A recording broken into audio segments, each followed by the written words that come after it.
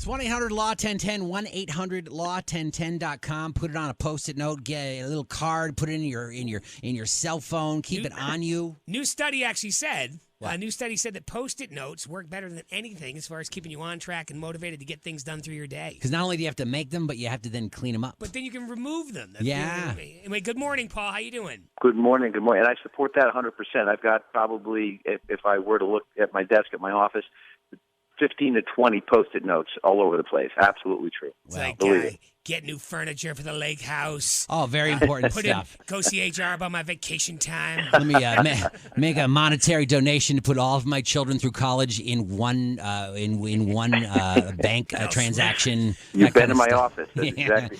Hey, I'm looking at my Instagram page right now, Paul, and we got this really interesting story to talk about today. I'm trying to figure out which photo I could the people would want to sell of mine, Cantera. Was there an artist who's just taking? I actually read this from Chuck and Kelly's page initially last week. He's just taking people's Instagram photos and selling them in an art form for lots of money. Is that what's happening? For lots of money. Yeah, the guy named Prince, sort of one of those famous. He's sort of famous for doing this. I mean, he's been doing this since the 70s and 80s, taking likenesses of artwork, altering them a bit, and then reselling them. And in this case, he's taking his Instagram photos, and he had, I couldn't tell if it was 8 or 10, but he sold each one for approximately $90,000 each. So that was quite a day for him, and really just taking a photo off someone's Instagram, making enough, or in his opinion, enough alterations to it so it becomes something he can do without repercussion. But I'm talking $100,000, and even the woman who wrote the story that I was reading had a photo taken from her Instagram account and sold for $90,000. And look, I'm all about recycle, repurpose, reuse. That's a digital photo, though. They're doing some other stuff here. Is there? So what? There's no law holding this guy back? Well, you've got a thing called copyright law, right? We've all heard about that. What it really means is it's a right to copy a work or not. So you have the right to copy something. And so if you do something simple as you write a story, or if you perform some art function, you're protected. You don't need to go to the patent office and do all that technically. And then if someone uses that exact thing, we'd say, well, that's a copyright infringement. Here, his argument is he's made substantial change to the size of it and coloring it and did some other things, but the likeness to me seems pretty clear, and I think that he's sort of doing it like this. He's testing this law, and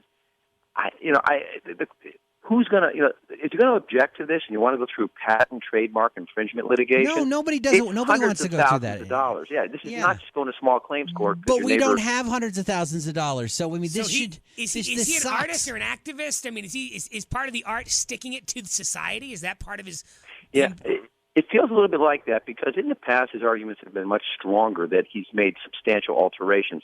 To your point, it's a digital photo. He's made some changes to color and size, but it's in essence, it's Cantera sitting there in his bathing suit, looking out, and that's the stuff that's being sold. It's not. That one's not moving very fast. That one did not sell, I believe. But what about taking a photo and then painting it, or replicating it in some way, using it as a muse of some sort? I mean, that's legal, right? That's fine. We see it all the time. People will take a likeness of someone famous or a famous photo. I mean, how many replications have been done of famous paintings, Picasso's, etc. That's okay because, you're not going to beat Picasso stroke by stroke. But here, again, to your point, it looks pretty much like the original, and therefore I think if someone takes him to task, he might find himself on the wrong end of the law. Paul, here. I'm going to go on some Instagram accounts today, maybe even Cantera's. I'm going to grab something. I'm going to throw it into my Adobe Photoshop. Tweak it a little bit and then see what you make. I'm going to tweak it, make some art out of it, and then I'm going to try to sell it. And if Cantera sues me, you'll back me, right? I'll support you 100% on this. Absolutely, I would. Then what am I going to use? Who's my lawyer? Hey, man, this is my art. I'm just taking what the world says around me, and I'm making it into art. I don't know if this is in the same vein or not, but I read this story yesterday. There's a guy who tried to shame a woman for breastfeeding at like a chain restaurant. And it went viral. Yeah. And her beef was, you just posted a photo of me without my permission. Did he need permission to post a photo of her? Not in public. Yeah.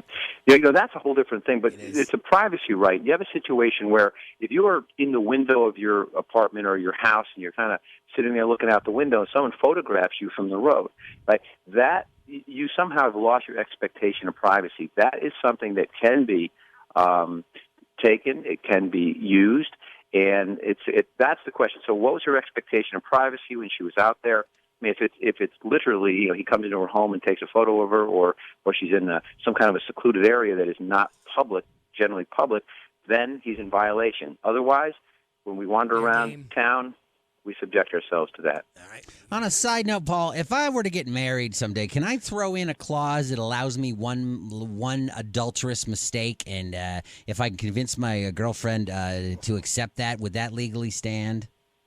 Well, I don't think that's ever been tested, and it might be a good time to do that. Most people don't enter into these things. Look at this. We're breaking ground, man. You got Caitlyn Jenner breaking glass ceilings over there. I'm busting through the old guard of marriage maybe someday. Do you handle prenups over there, Paul? Martin, Hardy, and Mazzotti? We really don't, but certainly we would make exceptions. Nothing as unique I would as love this. to sit in on I got this. a guy. No, I'd love to sit in on this. Quinn's prenup. You're not allowed anywhere near it. Hey, thanks, Paul. 1-800-LAW-1010 and 1-800-LAW-1010.com. It's Paul Harding from Martin, Harding, and Mazzotti.